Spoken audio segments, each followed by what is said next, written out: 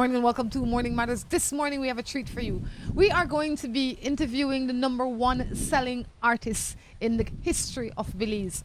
If you are Belizean and you're living in Belize, chances are you know who it is.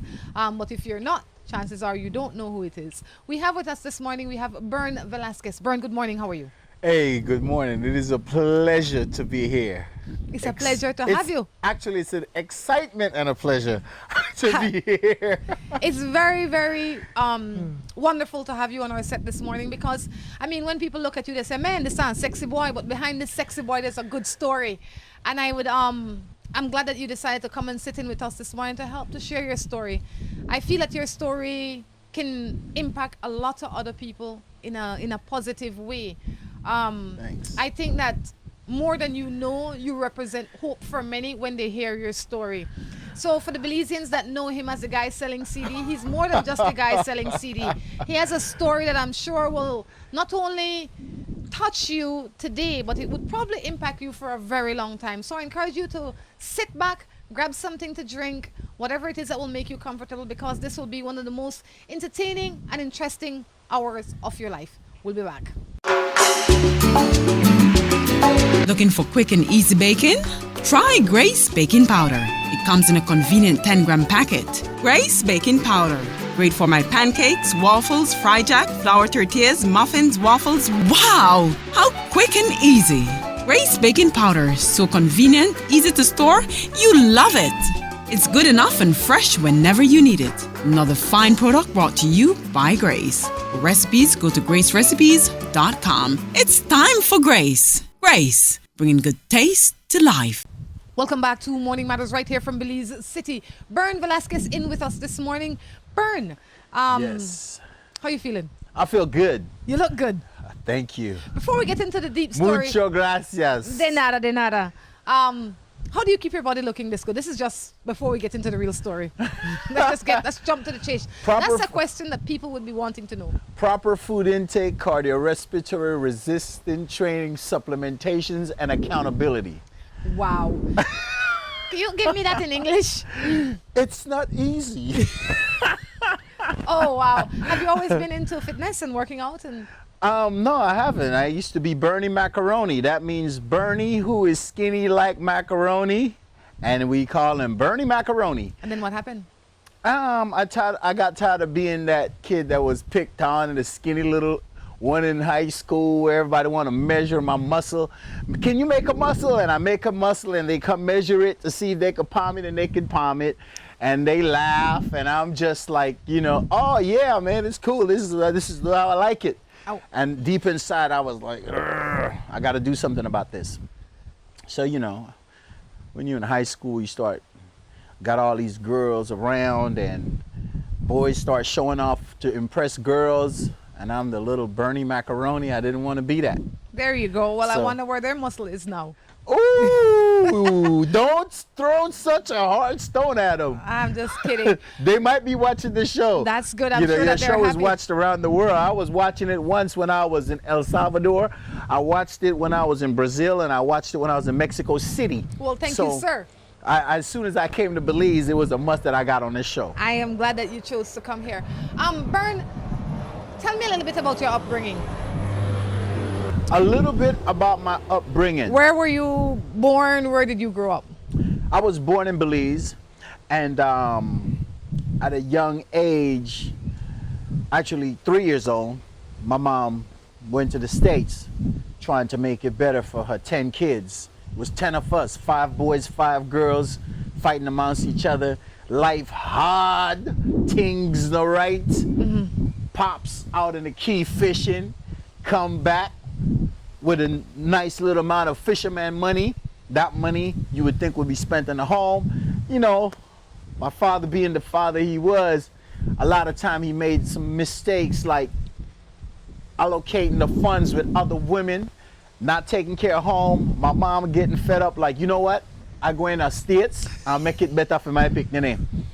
She gone to States illegally, did the best she could, while Berne give problems and trouble, the fight with the next siblings.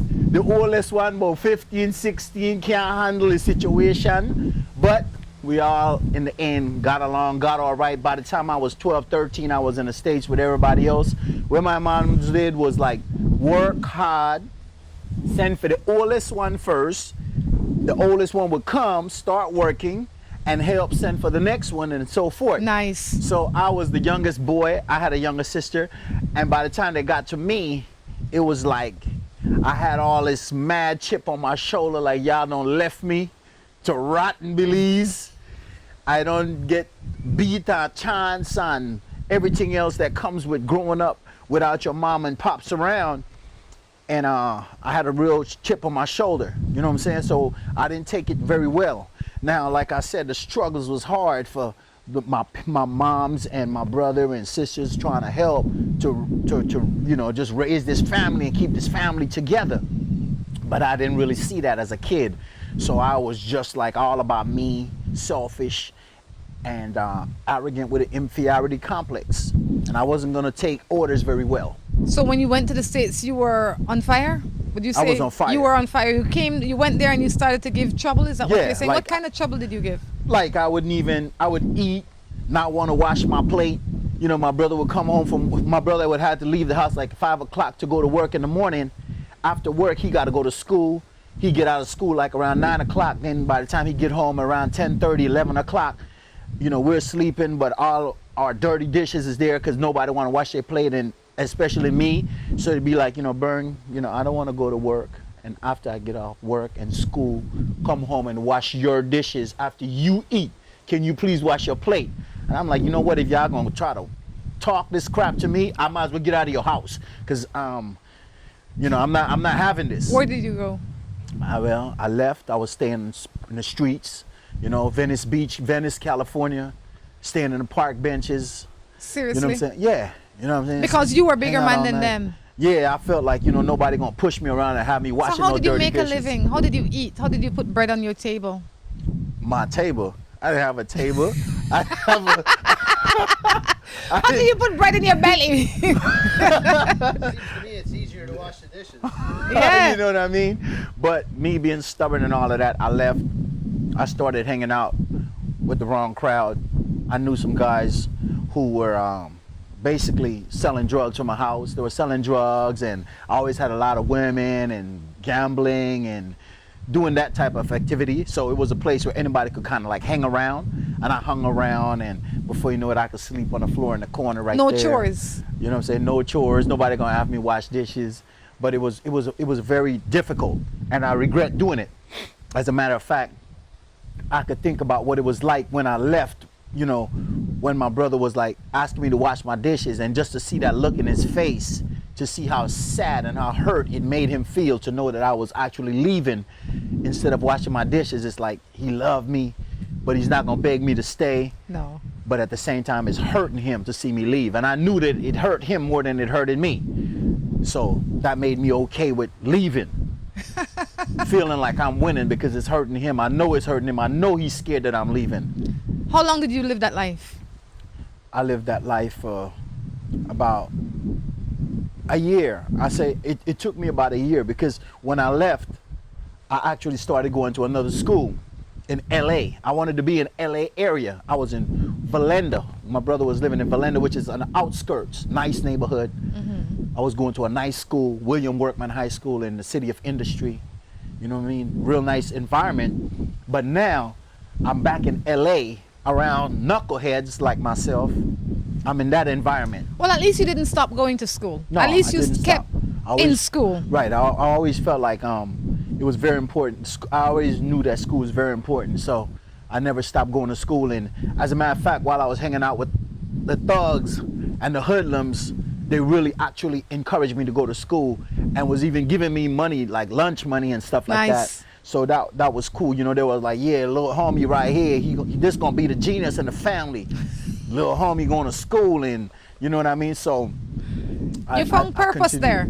I would imagine in some crazy way you found purpose amongst those guys. I mean, because then not only you had the freedom to do crazy stuff, but you were also going to school. So there was something good that was coming out of that. God was still shining on you. God was still protecting me and keeping me Yes. safe. But it was not an environment that I wanted to be in at all. For sure. I mean, the lifestyle that these guys was living and the things they were carrying out in society doing, they would come back at end of the day talking about these things, and all I would say to myself is like, oh my God, I just got to get out of here, and I will never live a life like that. You know what I mean? I didn't want that life for myself. Actually, I felt like I was scared to be around that. How did you escape that lifestyle? Well, or did you? I did escape because I was doing good in school at Manual Arts, and my brother offered me an opportunity to come back home. He was like, look, you know, you could come back home if you want. And I came back home, of course, and went back to William Workman High School. So I was back in a good environment again. What was your adult life like in California? My adult life was like, to me, it was a very fake life. You know, I always been into acting and modeling, and I used to use the music just to get girls and popularity and stuff like that because people like my style and all of that. But it was a very phony lifestyle. You know, had the Escalade with the Lamborghini doors and the booming sound system, and what was your dream like then? What was your dream when you were in the States? What was your dream?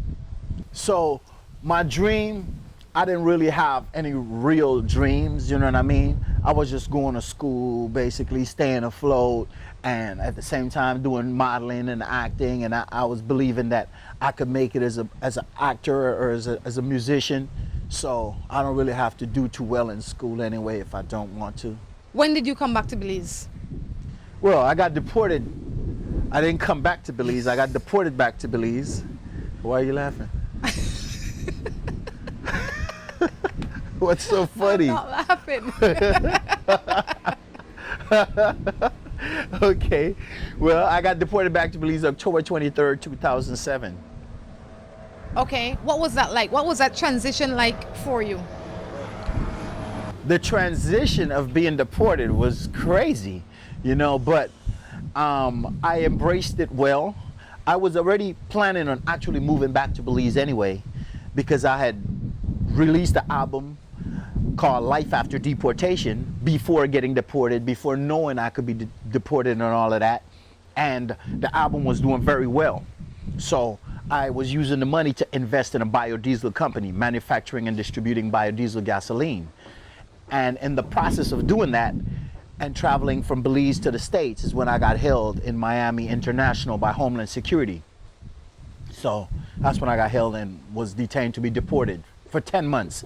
So the 10 months, even though it was a travesty being in Chrome Detention Facility, it gave me time to think about what I'm going to do when I get back, and it gave me time to try to organize myself. I used that time to organize and strategize. It wasn't to sit there and be depressed or beat up on the world or to fight against anybody. The fight would now be between me and the universe. What was life like when you came home? When I came home, life was different. You know, I left Belize as a kid. I came back, I'm a grown man now, and I'm gonna have to make this my home. And even though it was my home country, there's a much more that comes with a home than just being born in a country. You know, Berne, earlier when we were talking, you made some very valuable points that I don't think a lot of people pay attention to. When somebody gets sent home, especially if it's a place that they didn't grow as a man, like you didn't develop, you didn't get a home, you didn't get a job, you were just born here and then you were sent back here. You don't know anybody, you have very little family, because even though they might be related to you by blood, you've never had any real experience with them. Exactly. How then do you decide, or you figure out where you're going to sleep? Because now you're pretty much homeless. Right. You're homeless in a country that you were born, but you're homeless because you haven't planted any seeds here, because you're busy planting your seeds where you live. Exactly. How did you overcome that challenge to be where you are today? Okay. Well, right off the bat, while I was in Homeland Security custody, I decided that, you know what? At first I was fighting them to not get deported, because I'm like, everything I own is in the States. I have a green card. I knew the struggles that it took for my family to obtain a green card for me, and I didn't want to just say, take your green card back and send me back home. So I was fighting and doing everything I could to maintain that. But when I realized I was fighting against a government that I would not be able to defeat, and I was spending thousands and thousands and thousands upon thousands of dollars that was going right down the drain between lawyers and America, I was like, you know what? The best thing for me gonna do is hold on to the little bit that I have and go back to Belize. So I was like, time to go back to Belize. Started making plans and arrangements to situate myself as far as obtaining somewhere to stay, a home, and then asking them to please send me back. You know what? You said you're detaining me to deport me. Please go ahead and deport me. Let me make it easy for you. If you're holding me because I have no crime and I'm in a hostile environment for 10 months, I felt kidnapped. I felt trapped. You're in an environment where there are riots. People are fighting. People are getting stabbed. People are defending themselves. And if someone attacks you and you don't do nothing about it, you're looked at as a punk. And that is the worst thing to be looked at there when you're in that type of environment. So when you came to Belize, what was the first thing you did? Dust off the old dust from America. Accepted that I was in Belize. Thank God. I gave thanks to God for getting me back here safely. I prayed for guidance, discipline, and then I hit the streets running because I knew that I would be able to defeat whatever the challenges that would come. I don't care what the challenges were. For the people that don't know, what do you mean when you said you hit the streets running? Hit the streets running meaning, okay, I'm here in Belize. I have nothing, but I'm going to create everything that I want.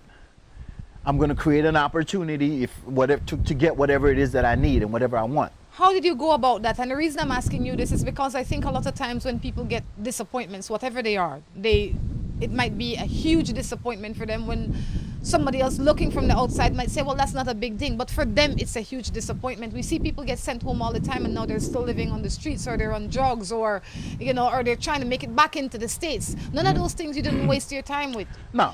So how did you manage to make your opportunities? Okay, well, I feel like everybody have a talent. My talent being music. I feel like I'm a good artist, you know what I mean? And I feel like I could create scripts and write songs and I can record them. And I already had some recordings, so I just used the recordings and started selling my music in the streets, door to door. I figured, you know what? I'm gonna go to every house in this country if I have to and go with my CD, knock on the door. I would knock on the door. Hello, good morning, miss. Yes, I'm here to deliver your CD. And this. She's like, well, I ain't never had no CD. Well, then you're just lucky because I'm here to deliver a CD and you didn't even order one. See how lucky you are. You know what I mean? I love it. I absolutely love it. Where do I sign on this? I open the CD right away. We had how much for that thing? You know what I mean? No, man, this thing have for $20, but if you have less, don't worry about that because we're important that you have this, you know. I know you got a thing to play that, man. Just put it on the wall. I look good on the wall, and when you got visitors, they want to see you support Berne. You got a copy of Berne CD on your wall, even though you know might got a DVD or a CD player. You know, that's how I approached it. How many did you eventually sell? Over 215,000. The first project I did, I pressed up 10,000. And before pressing up the 10,000, I spoke to many people because I had like a little bit over like $8,000. And to do the CDs would cost me $7,000. It would cost almost the $8,000. It was like $7,500. You'd be broke by then. It was like $7,500. You know what I mean? So I would have like $500 left to eat and maintain myself while this project is being shipped to me. Yes. And when it comes, it was budgeted for me to be just about broke just on that day. You know what I mean? Real talk. So I spoke to Andy Palacio. I spoke to Mr. Peters. I spoke to Papa Curly. I spoke to Stone Jam. I spoke to a lot of people who are instrumental in the business and who've been coming back and forth to Belize doing business and doing music in Belize. And most of the people I spoke to told me straight up, they say, look, if I were you, I wouldn't take all of my money go invest in nothing. Because if you put all your egg in one basket and it don't work out, you are stuck. people told me, look, Belizeans don't really support Belizean artists. So if either you would have just do maybe 1,000 or 500, and if that work out, then I would have do more. But the cost that it would have cost me, that I was paying for 10,000, was like a couple hundred more than if I did 1,000. It was like real cheap to do the 10,000, so I did 10,000, and now basically all my money is gone, and I'm just waiting for my project. When my project I got my first load of the project at the Ladeville post office. Before I walked out, I already sold 5 CDs before I walked out of the post office, and it was only 2 people in there when I went to go pick it up. But I sold 5 already. You understand? And when I saw how much CDs I was selling, it was like interesting to me, because and it gave me the encouragement right off the bat. So I say it's very important to support these artists when you see them trying, because just I remember that lady that looked at me and she was like, yes, I want one, you know what I mean? And she bought the first one.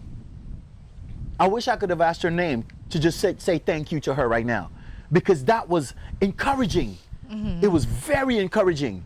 And so when I left out of that post office, I felt confident, I felt secure, and I felt like, even though I was already planning to do this, I felt good doing it. You had affirmation. When we come back, we'll be talking a little bit more with Berne, where he is now, where he intends to go. And in the meantime, we're also going to ask him to help us answer some matters. We'll be back.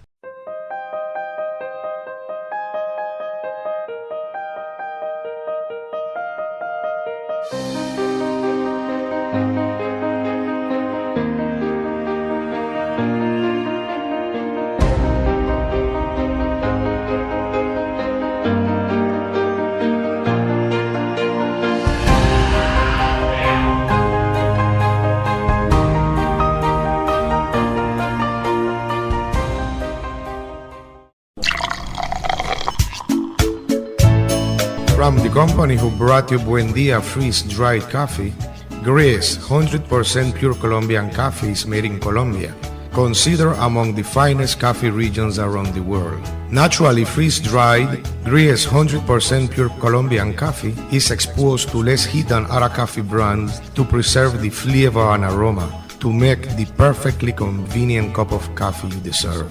Have a buenos dias with Grace. For recipes, go to gracerecipes.com. It's time for Grace. Grace, bringing good taste to life. With the high cost of fuel these days, every fill-up can be a curiously scary experience. Rising gas prices have transformed to the point where it feels like it can cost you the shirt off your back. That's why we created Lucas fuel-saving motor oils. Their special additives increase compression and minimize friction, improving fuel mileage. With Lucas, you'll keep from losing your shirt, or even worse.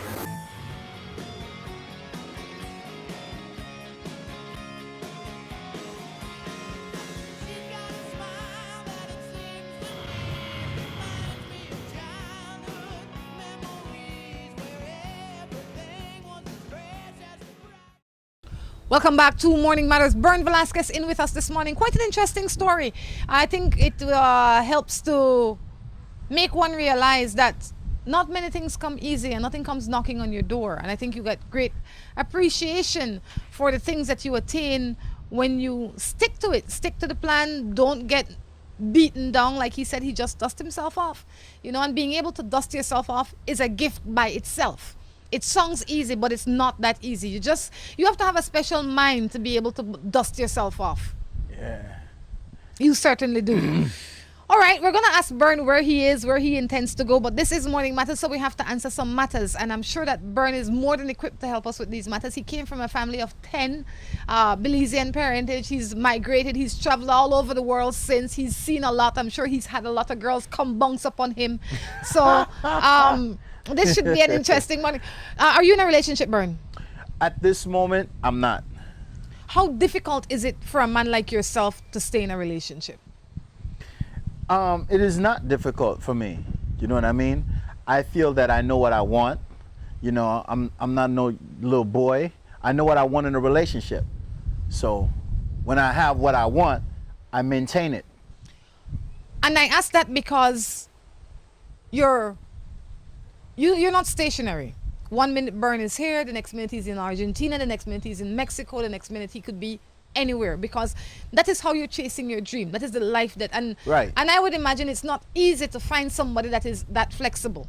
Right. Right, so it might be a little bit difficult for you to find a serious relationship. Exactly. And by extension, then to maintain it, because Right. As a matter of fact, I believe as an artist, while chasing your dream, you cannot have a relationship. I always felt like you can't. Well, I got convinced by one very good person that, hey, you know, I can. And so I had a relationship with her, and our relationship today is no more. But she's still a wonderful person in my eyes, you know. that's how it happens. And the relationship just is not what it is, and that's because of her doing, not my doing.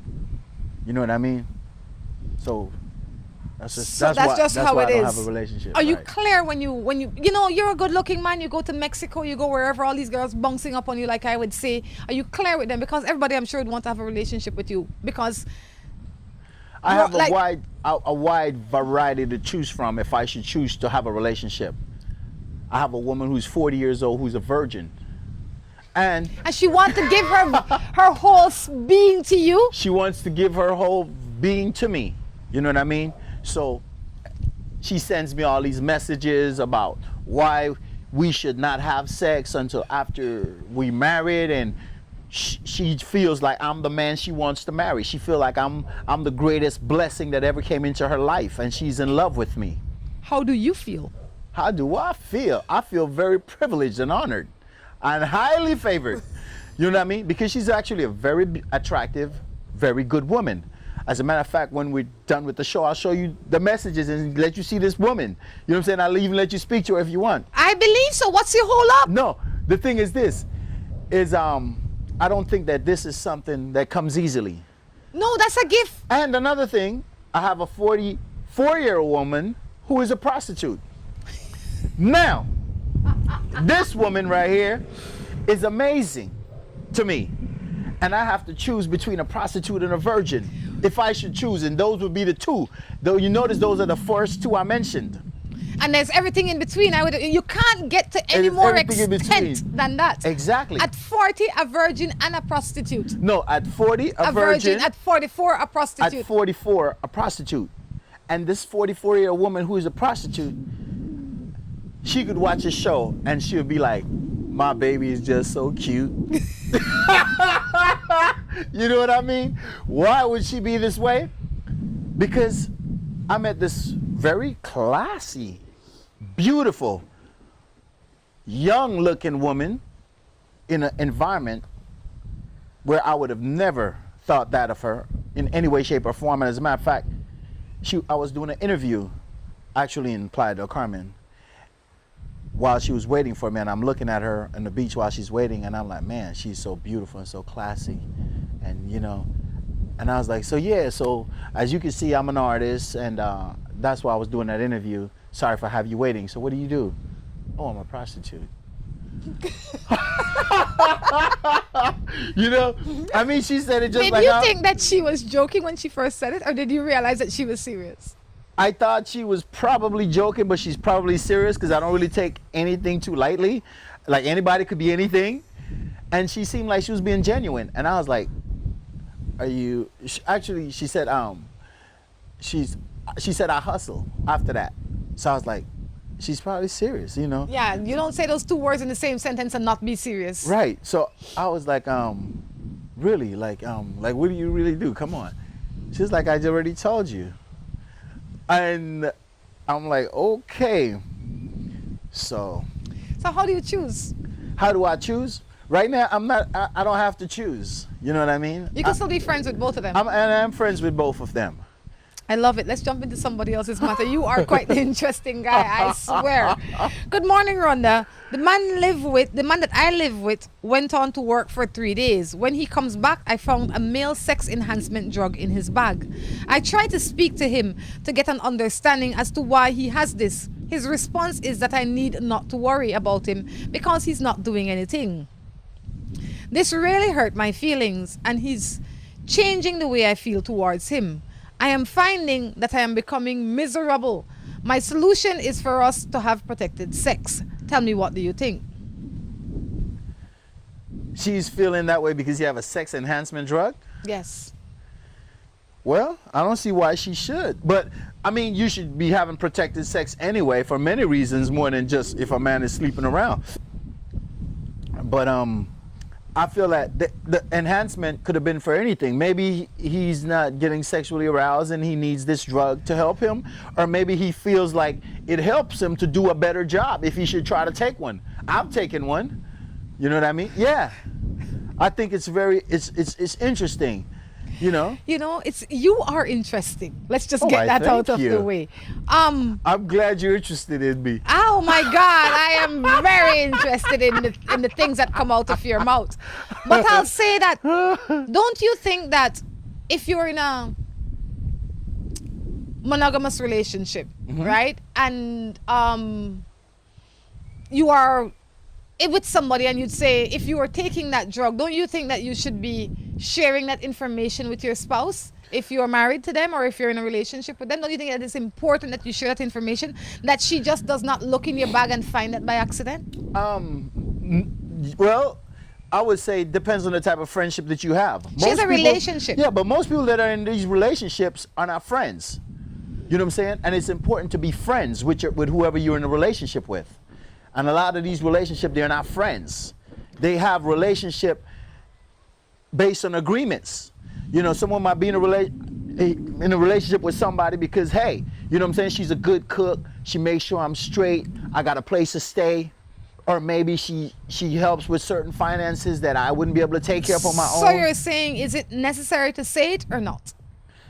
I would say that, I would say based on your friendship. Based on the friendship in the relationship. If you're not really friends with this person, like close friends like that. But if you are living with her or if you're living together. Doesn't make you friends. I understand that. But you should be. You should be. And if you are not, then you shouldn't be doing the things that you are doing together. That's the bottom line. That's the bottom line. I agree with you 100%. Right? So I would say if you are, go ahead. Wait up 1 second, let me break you. That's the bottom line, but it's not the reality. True, but we need to try and impose that so that more people can live. They take a lot for granted. I'm going out with Berne, for instance, and in my mind, I am assuming that Berne is my only guy. I just assume that because he come here every day, he live in my house, la la la la. You know, I meet him last week, this week he living in my house. So I believe that he's my only man. We don't talk nothing, you know. Right. I just assume that Berne is thinking this is a cool girl. Right. I get to stay here, I get to do what I want, I get to come home. So now Berne have his idea and I have my idea. Nobody sit down and discuss the ideas. Exactly. So maybe Berne has a good point. Maybe the relationship that you think that you are in is not as solid as you think it is, so he doesn't feel the need to explain to you why he's doing and what he's doing with himself. Ask him and then move on. Right. You know, if he says it has nothing to do with you and it's not affecting you, I would then take different precautions simply because where I am is not where I thought I am. Exactly. Morning, I am listening to you discussing on the issue with cheating men and the supposedly pregnant woman. Okay, let's just move on from that one. Morning, I am married for almost 14 years. My husband also have a woman that he has 3 children with, apart from me. And he still wants to be with me and keep me going and coming. I'm fed up. I prayed about it as I'm a Christian woman. All right, she's married almost 14 years and her husband has a woman with 3 children along with her. I don't know if she had them before, after, or during her. She's tired because he's playing both sides of the fence. What should she do? Well, she should first off know what it is that she really wants. And if she really wants that man and she's okay with that situation, then just enjoy it. And if she's not, then she should get herself out of it. You know what I mean? A lot of times people don't really know what they want in a relationship, and what they think they want, they really don't want. You know, it's like showing up home sometimes and you say, you ask your spouse, "You hungry?" He says, "Yes." And then you said, "What do you want to eat?" He says, "I don't know." So you bring him cereal. He don't want cereal, but he will eat the cereal because that's what's there. He really, in his mind, he probably, if he had thought about it a little longer, he might have said, "You know, I want some mashed potatoes and eggs," or whatever the case is, right?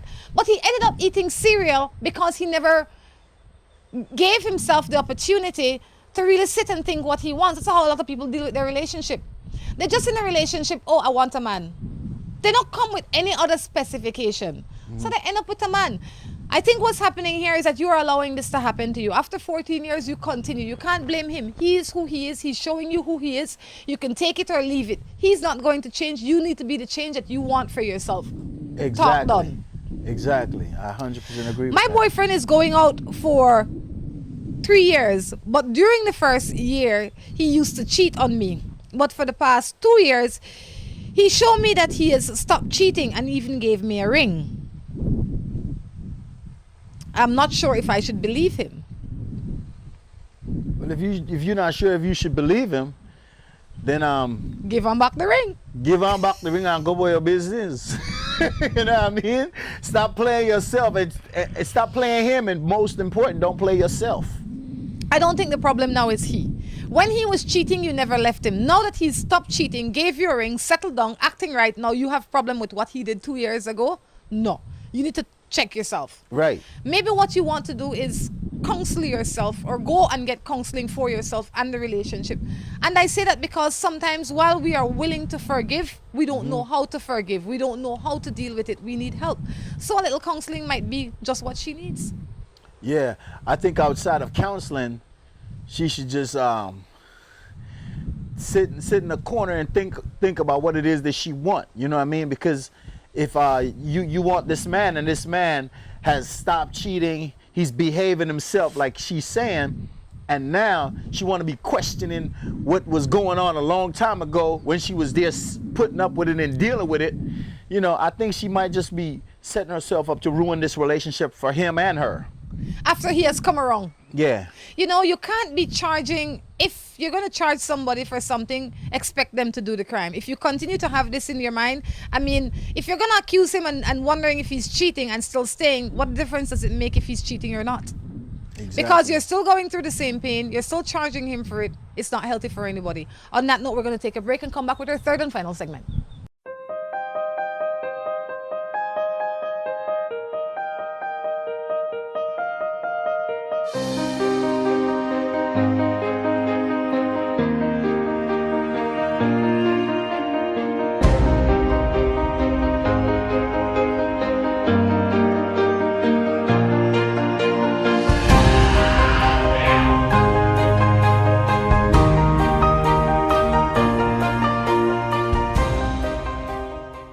With the high cost of fuel these days, every fill-up can be a curiously scary experience. Rising gas prices have transformed to the point where it feels like it can cost you the shirt off your back. That's why we created Lucas fuel-saving motor oils. Their special additives increase compression and minimize friction, improving fuel mileage. With Lucas, you'll keep from losing your shirt, or even worse.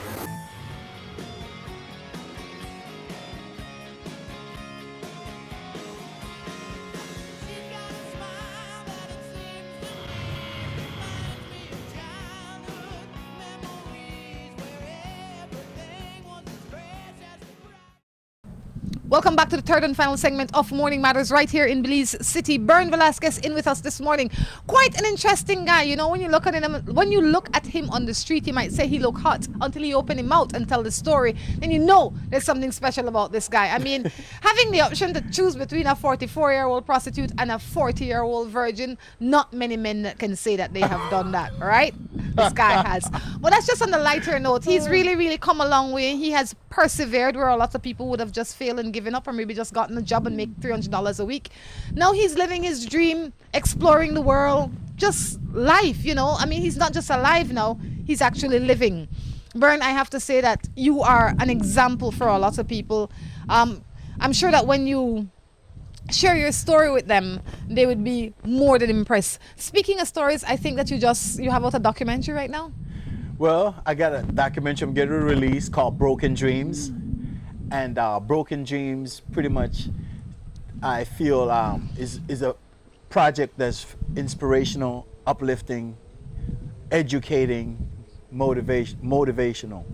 How did you come up with it? Well, I basically it's a reality project. You know what I mean? It's a project that's it happened. Broken Dreams happened. I didn't come up with it. This is not scripted. You know what I mean? It's just a reality. It's just reality. I love it. And then being able to capture the moment. I was just gonna as say, it happens. what made you think to document it? Because I think I'm pretty amazing. I mean, I think that these stories are amazing as it happens. I love it. I mean, you know what? The first thing is me selling 215,000 CDs in Belize. In a country that has less than 300. 350,000. That's more than half the population of the country. That would have had to include all children, all newborn. Everybody would have had to buy Pregnant at least what? women, aborted kids, you know what I'm saying? You count everything. So I'm just saying. No, but then the thing is I have 10 projects. So one person might have 10 projects. So that counts for 10 sales. You know what I mean? Yes. And I feel like that's amazing. When I cross the border from Corozal and I drive to Orange Walk, from Corozal to Orange Walk in that stretch, I think to myself and I say, I remember many times I would say, on this stretch, I'm gonna make like $500. And to be able to make $500 within that drive from CD sales, I'm like, how did you really do that? God's grace. God's grace. God's grace. And you know why? Because a lot of CD stores don't sell that kind of CD. Exactly. And when you drive through that stretch of road, if you know Belize, it's not the richest stretch of road. Not only that, there's no houses. There's no people. I'm like, where are the houses that you sold the CDs? Where are the people? You know, when I used to turn some back street and I'm like, okay, great. There's like 8 houses on this street. I know there's 8. I got to get at least 6. You know what I mean? And sometimes you're at a house. Hello. No, I'm like, Berne, the place is boarded up. Leave. You know what I mean? The dog is going to bite you. Leave. I'm like, no, I'm not going to leave. Somebody comes out, you take their last $5 and gone.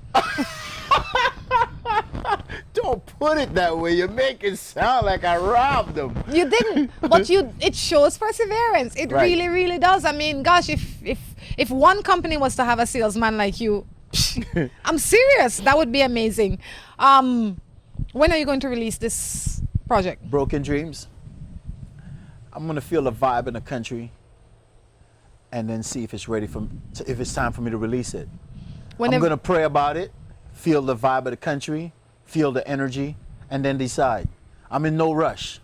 I have another project called Champion, ready to be released. Champion is a CD project, a music project, and that is my it's the most important project I've completed, because Champion, I have, at first, all the music I've done was about survival. It was about trying to get to a place that I can maintain myself and be able to live. Now I'm in the position to choose to say, hey, I don't like that song. I'm not going to use that. That song won't make the album. I'm in the position to fly to a studio and anywhere in the world that I want to record and record how I want to record. And so that gives me the authority to put together the type of project that I need to put together and want to put together. You understand? So it's a very important project to me. I've really taken the time to write every song, listen to the music, and to let the music give me the inspiration on the type of lyrics that will be delivered on this music. What has been your biggest keep back? Keep back. Your biggest challenge? My biggest challenge. Generally in life. My biggest challenge in life has been working on a better me. You know, fixing me and the problems that I have brought upon myself. Amen to that. You could not, I mean, and you know, you have said more than a mouthful, because a lot of people don't take responsibility for a lot of the problems that they find themselves in. And a lot of the times, the problems we find ourselves in is because we made choices to get us there. So I am glad that you took full responsibility of that and have seen and worked on that. What has been, to date, what has been your biggest reward or your biggest blessing? My biggest blessing is to see my son go from his mother's house, because I was never really living with him, but I've always been the best father I know how to be without knowing how to be a father. I never had a father, so much less you ain't never had a father, much less trying to learn to be a father. But I love my son and I would die for him. And I would do everything possible to try to provide the best life for him. And to see him be able to leave his mom's house and to work on his own, doing what it is that he's always dreamt about doing, and what it is that he really wants to do. Because that's always been very important to me, that he's doing what he wants to do, that he goes to school, get a good education, that I would do whatever is necessary to try to make sure that this education is met. Berne, how did you go from being, and I would use this term very loosely, unconscious, to so very conscious now? You didn't use it loosely, because I was very unconscious, you know, and I went from being unconscious because I feel that society, the environment in which I lived, there were many negative influences. So when you have parents or people who are responsible for you that are more fighting for you to try to have food in your mouth, and they're trying to do everything to make sure that you don't go to bed hungry tonight, they can't really be watching your every move. So all the negative around you has a good chance to get to you. How did you get conscious? I got conscious by realizing how messed up I was.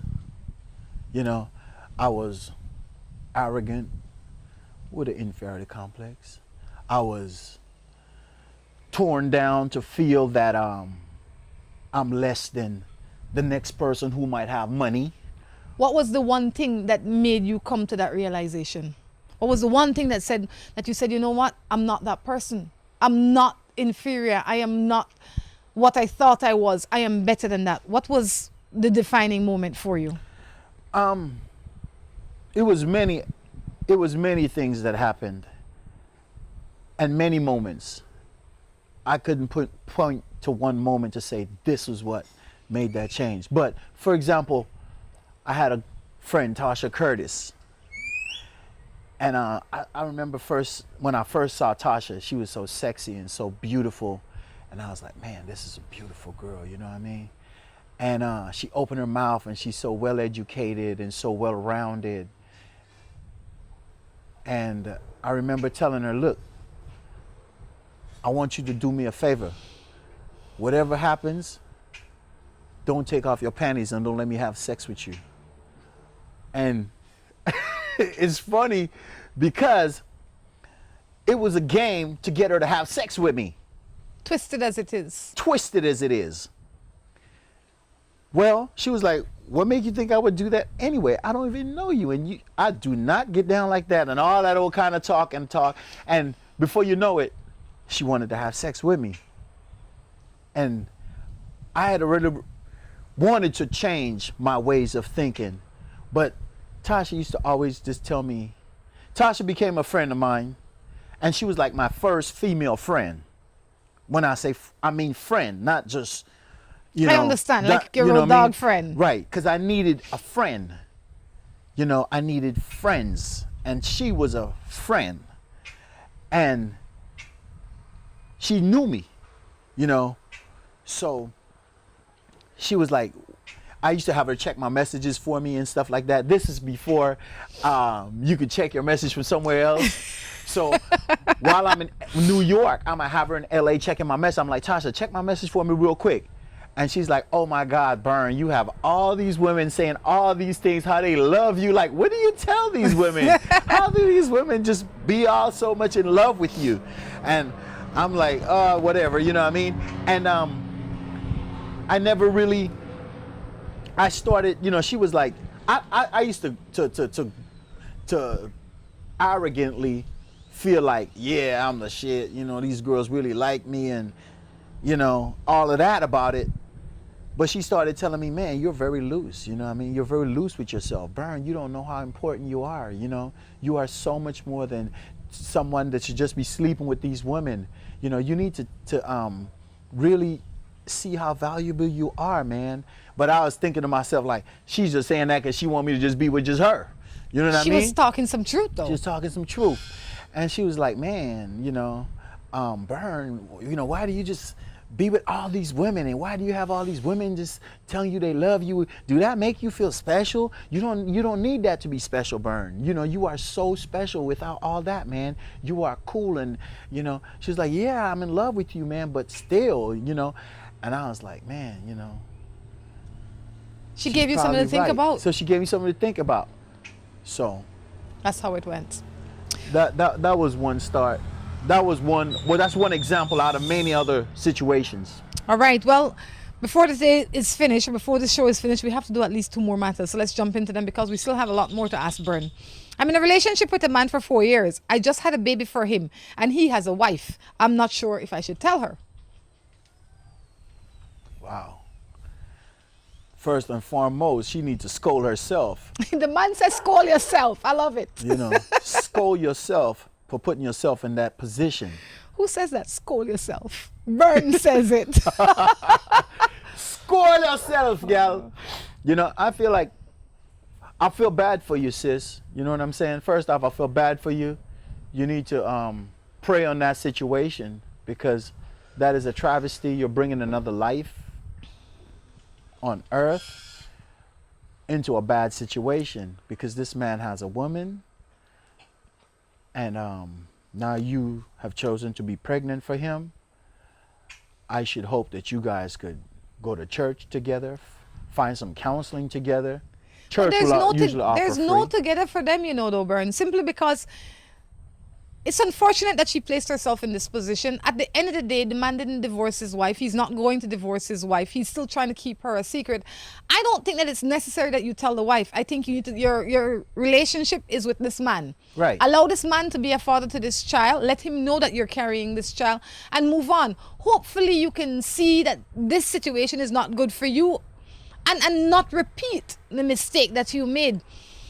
This man will not be a husband to you. Allow him at least to be a father to his child. Right. And that's it. Don't try and make bad for anybody else. Because you're going to tell the wife. If you wanted to tell the wife something, you should have told the wife when you were messing with her husband.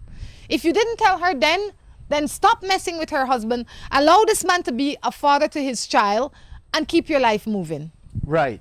And do it nicely, please. Don't try to do it in a mean-spirited way. Accept responsibility for the wrongs that you did with this lady husband, and then allow him, like Rhonda said, to be a father, and try to make it easy for him. Of course, because he didn't go and rape you. You were willful in this. You were with him for 4 years before you got pregnant. You know better than that. I am living with a guy for a month now, but I noticed for the first sex, everything was good. Now we go to bed and he turns his back. And he gets up before daylight from beside me and then only give me a kiss before he goes to work. He's 39, I am 40. He just break up with his ex they were together for a year. Now she has a baby for another guy. What do you think about that? Wait. I don't know if they broke up for a year ago or whatever the case is. So basically you're with this man for a very short time. You live in already with him, and initially the sex was good and now he's just turning his back. This is what happened when you don't spend time to get to know him. He probably realized that he's in deeper than he thought. So now he's a little bit stressed. You know what I mean? He wanted some form of reprieve, but now he really found himself in hot water. But forget the man. What about you? Why do you think that it's okay to get a man in your house, living in for a month? I don't know how long you dated him before he lived in with you. You're having sex with him and now he's not acting right. Sex is not the issue. The issue is in his head. Yeah, because for most men, sex is more than just physical. No. Yes. I may think that for most women. For most men too. I feel like a lot of men, sex is more than just physical. What you mean? Because a man will look at a woman and be attracted to the physical first, but to maintain a constant wanting that same physical, it would be the spiritual, the mental would kick in. You know, does this woman have good conversation? Can this woman stimulate me? Sometimes you could talk to a woman and she's not even all that cute or sexy, or you're not even that physically attracted to her, but because of the things she's saying to you, you're stimulated and you want to have sex with her. You get the plain Jane effect. Is that what that's called? I just call it that. Okay. Because I want to learn. Well, I don't know, but I can understand. I would call it the plain Jane effect. She just looks simple on the outside, but she would stimulate you in such a way that, man, you don't see the plain Jane anymore. Right. She's just awesome. Right. Now you see this woman who's stimulating. I like that. And then there's the pretty or the sexy woman who, you know, you might have sex with her where some guys might call it boring sex or whatever, or the guy's just not really stimulated by her sexual capabilities, and then he kind of lose interest. He's not all excited about it no more. I think what Berne has just said is that maybe he was in it for the sex. The sex is done and there's nothing more to keep him. Exactly. So now he's not interested anymore. But beside all of that, I think you need to check yourself. You need to examine yourself. You have to make sure that you don't make these kind of mistakes.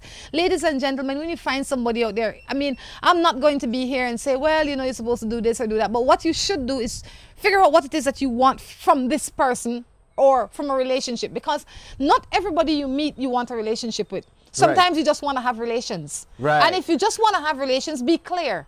Because if you just want to have relations and the other one wants to have a relationship, it's not going to work. Right. You have to be open, honest, and clear. I would say have a conversation with this man, find out where he is, meet him there. I don't mean physically, I mean in his head.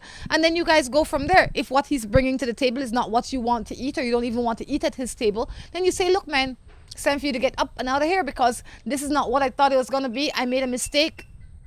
So be it. It's hard for most people to say they made a mistake. No, but especially if you're making a mistake that's costing you still. Right. It's one mistake to cross the street with your coffee in your hand, looking the next way and spill it. But to be doing that over and over and over again, not going to work. Berne, we're winding down. What is the one thing that you would want to leave our viewers with? Just be good to yourself. You know what I mean? I would want to say, find out what it is in life that you would really enjoy doing and just do it. You know that it's okay to be yourself. You know, it's okay to be yourself and do what it is that you want to do. I like that. Everybody deserves to live the life that they really love. I absolutely love that. Far too many people are not being themselves. They're being what somebody want them to be or what they think they should be, and not be yourself. Like Berne said, today I would reiterate his words. I encourage you to be yourself, celebrate yourself, enjoy yourself. Until next time. Oh, but before I go, I have to tell you to look for Berne. Where can people find Berne? You can find Berne and your music at go to my Facebook page. You could go to my YouTube channel. Go add me on Facebook. Follow me on Facebook. If you can't add me, just follow me, and try to support my projects, please, because my projects are used to teach, inspire, uplift, motivate, all positive.